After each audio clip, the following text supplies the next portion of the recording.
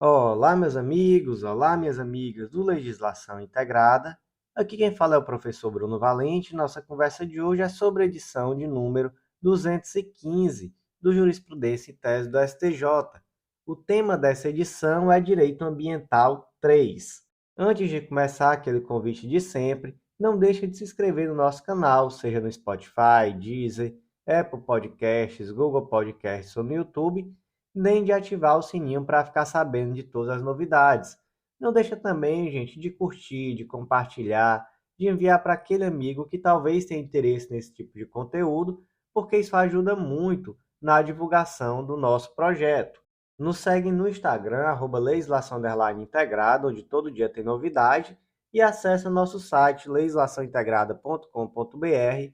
Lá você vai conhecer a editora integrada, uma editora totalmente focada no público que estuda para concurso. Você também vai conhecer o Mapa do Aprovado, esse curso que vai dar o mapa da tua aprovação, te ensinando a ser autônomo no momento de organizar os teus estudos. Você vai aprender a ser super estratégico, sem precisar de coach, de mentor, de ninguém. Você com você mesmo, traçando as melhores estratégias rumo à sua aprovação. E por último, o Clube da Lei, esse clube que tem mais de 8.000 membros e que dá acesso a todos os materiais de lei seca e jurisprudência de legislação integrada e a mais de 100 planos de leitura. São planos por carreira e por edital, com assinatura única com acesso a tudo, e os materiais, gente, atualizados semanalmente por esses mesmos informativos que eu comento aqui. Tudo que você precisa para estudo completo, atualizado e organizado de lei seca e jurisprudência. Então, meus amigos, sem mais delongas, vamos para a primeira tese do dia. Tese 1. As obrigações ambientais possuem natureza propter rem, sendo admissível cobrá-las do proprietário ou possuidor atual e ou dos anteriores, à escolha do credor. Gente, esse é o exato teor da súmula 623 do STJ. Vamos para um caso concreto para que se possa entender. Suponha que o José adquiriu um imóvel em uma área de preservação permanente, sendo que quando a compra foi efetuada, a área que deveria ser destinada à preservação estava desmatada. O José poderá ser condenado a reflorestar a área? Sim, é indiferente que esse desmatamento tenha ocorrido em um momento anterior à aquisição. Por quê? Porque, gente, a natureza dessa obrigação, ela é propter rem, ela segue a coisa. Então, tanto faz se o dano foi causado antes ou depois da compra do imóvel por José. Ele vai sim poder ser condenado a reflorestar a área. Mas aí, gente, vamos lá, existe aqui uma distinção. Ele pode ser condenado a pagar as multas decorrentes do dano? Não, ele não pode, porque a multa ela só pode ser cobrada do transgressor. Mas a obrigação de reparar o dano ela é solidária, tanto faz condenar José quanto o antigo proprietário. Então, gente, como é que fica aqui essa tese? As obrigações ambientais possuem natureza propter rem, sendo admissível cobrá-las do proprietário ou possuidor atual e ou dos anteriores à escolha do credor, mesmo teor da súmula 623 do STJ. Tese 2. Acumulação de obrigação de fazer, de não fazer e de indenizar na reparação de dano ambiental não é obrigatória e está relacionada à impossibilidade de recuperação total da área degradada. Gente, esse debate surge pela aplicação da súmula 629 do STJ, que diz que, quanto ao dano ambiental, é admitida a condenação do réu à obrigação de fazer ou a de não fazer cumulada com a de indenizar. Portanto, gente, o indivíduo que degrada o meio ambiente, ele pode ser condenado cumulativamente a uma obrigação de fazer, então, por exemplo, a obrigação de reflorestar, de não fazer, que é a de abster-se de dar continuidade à degradação ambiental, e também a de indenizar, então pagar um determinado valor em virtude do dano causado. Agora, essa possibilidade é uma obrigação? Ou seja, perguntando de outra forma, sempre esse indivíduo vai ser condenado à obrigação de fazer ou não fazer, cumulada com a de indenizar? Não, não é uma obrigação, é uma possibilidade. Quando que haverá a obrigação de indenizar? Quando não for possível a recuperação total da área degradada. Se for possível recuperar totalmente a área degradada, a condenação será a obrigação de fazer, simplesmente reparar completamente a área degradada. Se em uma determinada situação não for possível a reparação total, aí sim é possível a acumulação com a obrigação também de indenizar. Então, como é que ficou a tese? A acumulação da obrigação de fazer, de não fazer e de indenizar na reparação de dano ambiental não é obrigatória e está relacionada à impossibilidade de recuperação total da área degradada. Tese 3. O termo inicial do prazo prescricional para o ajuizamento da ação de indenização decorrente de dano ambiental se inicia quando o titular do direito subjetivo violado tem conhecimento do fato e da extensão e de suas consequências, conforme a teoria da accionata. Então vamos lá, primeiro ponto, teoria da accionata. A partir de que momento surge a pretensão? A partir do momento que o indivíduo tem conhecimento do dano. Então, por essa teoria, enquanto o indivíduo não tiver conhecimento do dano que lhe foi causado, ele não tem uma pretensão. Então, portanto, não é possível que tenha início o prazo prescricional. No caso concreto aqui específico, vamos lá. A empresa X construiu uma represa com o objetivo de viabilizar a construção de uma usina hidrelétrica. Em maio de 2011, a obstrução ela foi ativada, impedindo a movimentação do pescado no seu leito, e isso provocou uma grande mortandade de peixes. Em 2016, foi proposta a ação requerendo indenização em virtude do dano ambiental causado. Certo, vamos lá, primeiro ponto. O STJ entende que existe aqui um prazo prescricional ou entende que a qualquer tempo é possível propor essa ação indenizatória. A STJ entende que existe aqui um prazo prescricional de 3 anos e ele não aceita a argumentação no sentido de que, por ser um dano permanente e que em tese se renova a cada momento, não haveria o início do prazo prescricional. Então o STJ não aceita essa posição. Na verdade, o STJ aceita a posição de que, em relação à obrigação de indenizar, existe um prazo prescricional de 3 anos. Certo. Segundo ponto, qual o termo inicial do prazo prescricional? Nesse caso concreto, o STJ entendeu que foi lá no ano de 2011, quando houve a ativação dessa obstrução artificial, ou seja, a ativação dessa barragem, porque a partir desse momento foi verificada a existência do dano. E nesse caso concreto especificamente, inclusive ainda no ano de 2011, teve uma audiência pública, onde se debateu esse ponto, onde compareceram vários representantes da administração pública e da sociedade civil. Então, assim, desde 2011, o conhecimento acerca do dano causado era inequívoco por parte da administração e por parte de todos aqueles de toda a sociedade civil.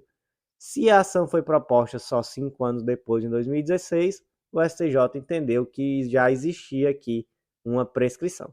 Então vamos reler a tese. O termo inicial do prazo prescricional para ajuizamento da ação de indenização decorrente de dano ambiental se inicia quando o titular do direito subjetivo violado tem conhecimento do fato e da extensão de suas consequências, conforme a teoria da accionata. Vamos lá, as teses 4, 5 e 6 serão analisadas conjuntamente. Tese 4. É possível reconhecimento da figura do consumidor por equiparação ou consumidor bystander na hipótese dos danos individuais decorrentes do exercício da atividade empresarial causadora de impacto ambiental em virtude da caracterização de acidente de consumo. Tese 5. Nas ações propostas por pescadores artesanais que visam a reparação de danos materiais e morais decorrentes de dano ambiental, é facultado o ajuizamento da ação no foro do seu domicílio. Tese 6. O pescador artesanal que exerce a atividade em rio que sofreu regular instalação de usina hidrelétrica tem direito de ser indenizado pela concessionária de serviço público responsável, em razão dos prejuízos materiais decorrentes da diminuição ou desaparecimento de peixes. Gente, todas essas teses tratam de um caso que aconteceu lá na Bahia, no entorno da barragem da Pedra do Cavalo, onde um grupo de pescadores artesanais e marisqueiros ajuizaram ação indenizatória por conta de danos ambientais que supostamente foram causados pelas empresas do grupo Votorantim em razão dos prejuízos decorrentes da atividade desse grupo Votorantim. Que atividade foi essa? Foi a construção de uma usina hidroelétrica. E aí, a partir do momento que essa usina foi construída, foi necessário fazer o represamento de um rio, e com esse represamento, esses pescadores ficaram prejudicados, já que houve uma grande mortandade de peixes. Além disso, os peixes não conseguiam mais passar até essa região onde era realizada a pesca, então foi necessária a propositura dessa ação. E aí vem o primeiro ponto. O Código de Defesa do Consumidor é aplicável aqui nesse caso? Estamos diante de uma situação de direito consumerista? Sim, estamos diante. Veja bem, aqui no caso concreto, o Grupo Votorantim é o fornecedor. A ação desse fornecedor causou danos a terceiros e esses terceiros, eles são consumidores por equiparação. É aquela figura lá do artigo 17 do Código de Defesa do Consumidor. Para efeitos desta seção, equiparam-se aos consumidores todas as vítimas do evento. Então, é o consumidor bystander ou consumidor por equiparação. Perfeito. Então, primeira pergunta respondida. Aplica-se aqui sim o Código de Defesa do Consumidor. Segunda pergunta. É facultado a propositura dessa ação no foro do domicílio do consumidor? Sim, por aplicação do Código de Defesa do Consumidor. Então, teses 4 e 5 já estão aqui resolvidas. E quanto à tese 6? Esses pescadores deverão ser indenizados? Sim, deverão ser indenizados, porque de fato houve aqui um defeito na prestação do serviço em virtude dessa atividade e o defeito acabou ocasionando a mortandade de peixes e um prejuízo àqueles que dependiam desses peixes para a própria sobrevivência. Então vamos reler aqui as teses. Tese 4. É possível o reconhecimento da figura do consumidor por equiparação ou consumidor bystander na hipótese de danos individuais decorrentes do exercício de atividade empresarial causadora de impacto ambiental, em virtude da caracterização de acidente de consumo. Tese 5. Nas ações propostas por pescadores artesanais que visam a reparação de danos materiais e morais decorrentes de dano ambiental, é facultado o ajuizamento da ação no foro do seu domicílio. Tese 6.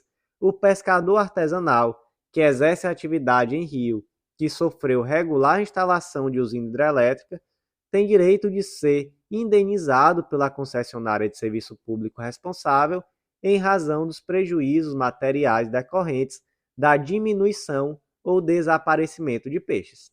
As teses 7 e 9 serão analisadas conjuntamente. A tese 7 é bem grande e ela tem o mesmo texto do tema repetitivo 405, da tese fixada no tema repetitivo 405 do STJ. O artigo 2º, parágrafo 6º, inciso 8º do Decreto 3179 de 99, em sua redação original, quando permite a liberação de veículo e embarcação mediante pagamento de multa, não é compatível com o que dispõe o artigo 25, parágrafo 4º da Lei 9605, que é a Lei de Crimes Ambientais. Entretanto, não há ilegalidade quando o referido dispositivo regulamentar admite a instituição do depositário fiel na figura do proprietário do bem apreendido por ocasião de infração nos casos em que é apresentada defesa administrativa.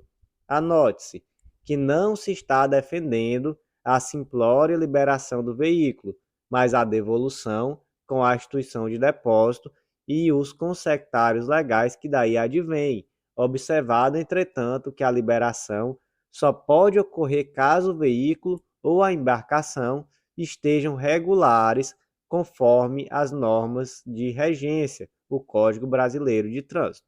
Tese 9. O proprietário do veículo apreendido em razão de infração de transporte irregular de madeira não titulariza direito público subjetivo de ser nomeado fiel depositário do bem, as providências do artigo 105 e 106 do Decreto Federal 6514 de 2008, competindo ao alvendre da administração pública em fundamentado juízo de oportunidade e de conveniência. Então, gente, vamos lá. Caso concreto, o Joãozinho estava transportando madeira irregularmente, sem autorização de transporte, no seu veículo, e esse veículo foi apreendido. E aí o Joãozinho impetrou mandado de segurança, requerendo que, mediante o pagamento da multa correspondente, esse veículo lhe seja devolvido. Pergunta é possível essa devolução mediante o pagamento da multa? Não, não é possível. Mas, professor, eu sei que antigamente tinha um decreto vigente que permitia, não tinha? Tinha. Era o decreto 3179 de 99, lá na sua redação original. Ele trazia exatamente isso, essa possibilidade do veículo ser devolvido mediante o pagamento de multa. Mas esse dispositivo não é compatível com a Lei de Crimes Ambientais.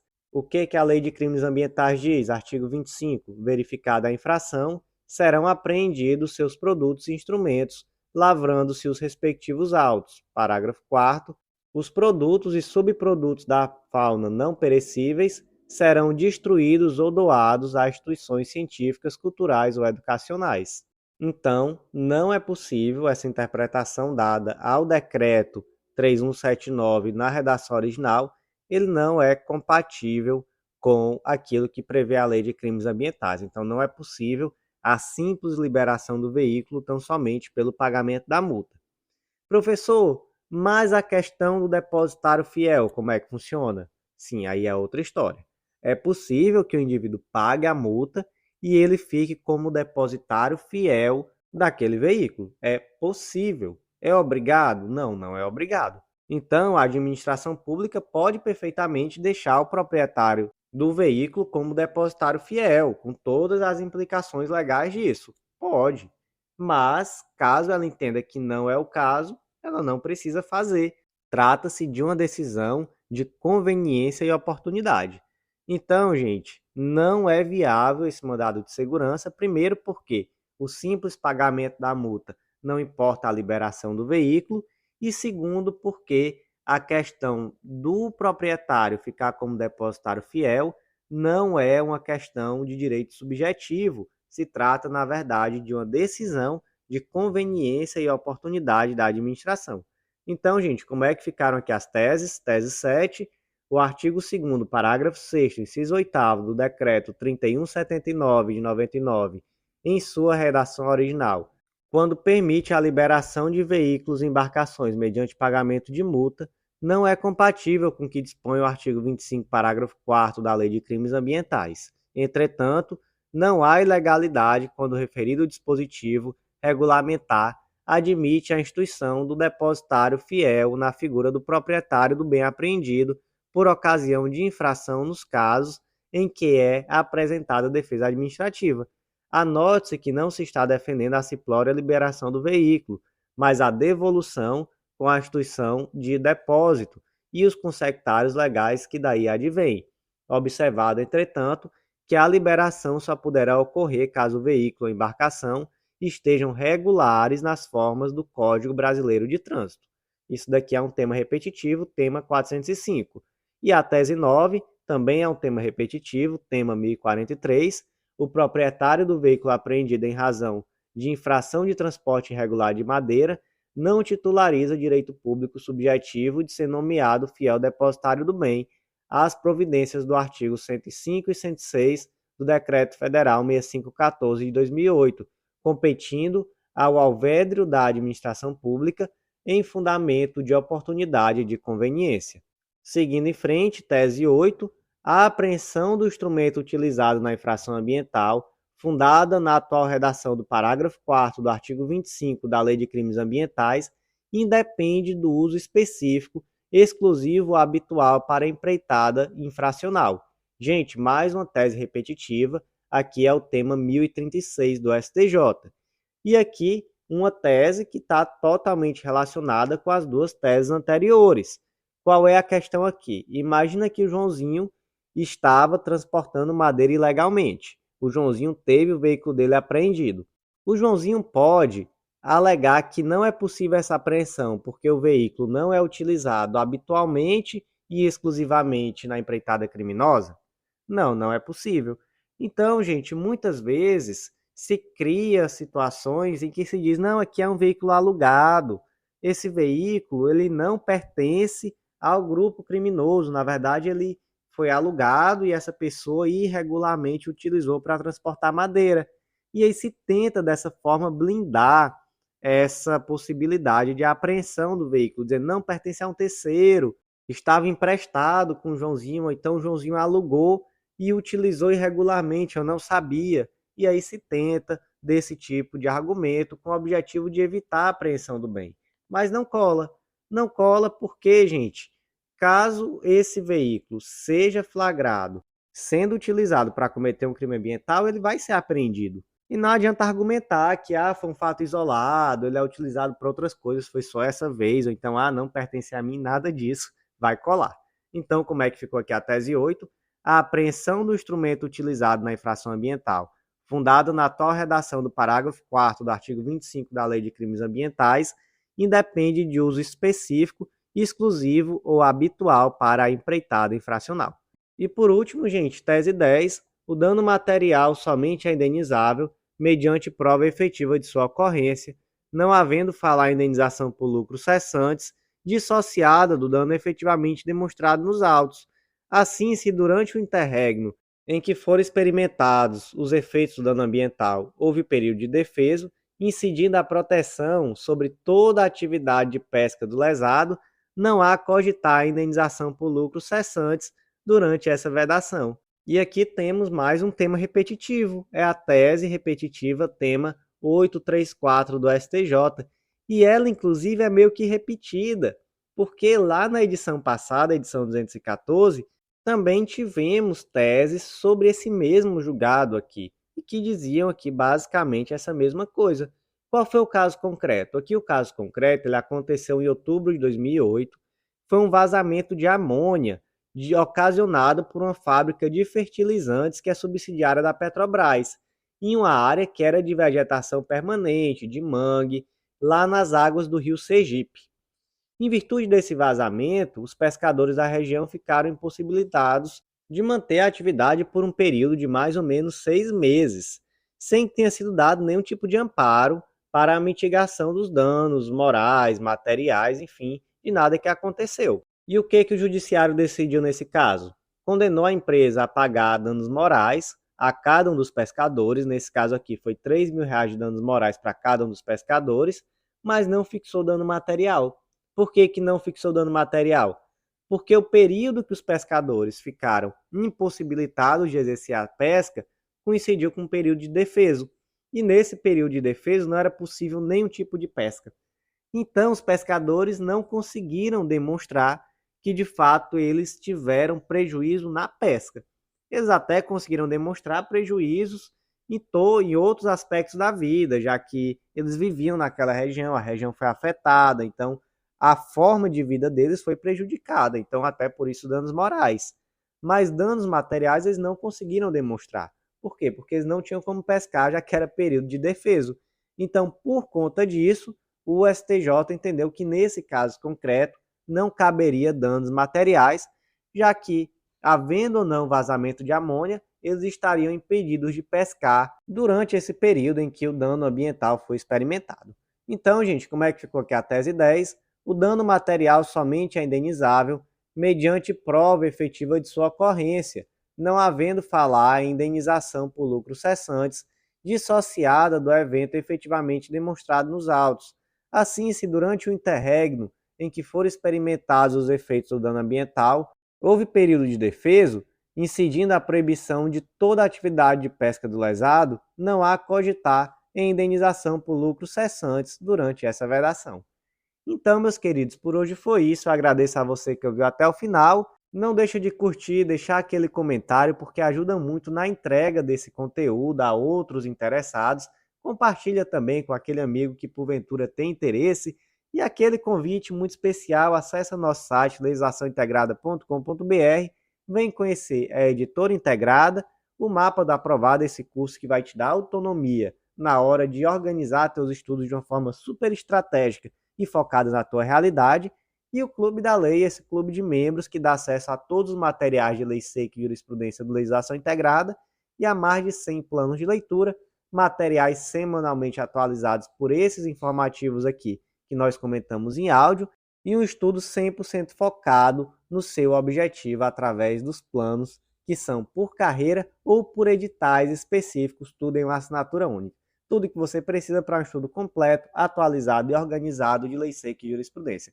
Então é isso, meus amigos. Aguardo vocês no Clube da Lei, no Mapa do Aprovado e também no nosso próximo podcast. Até lá!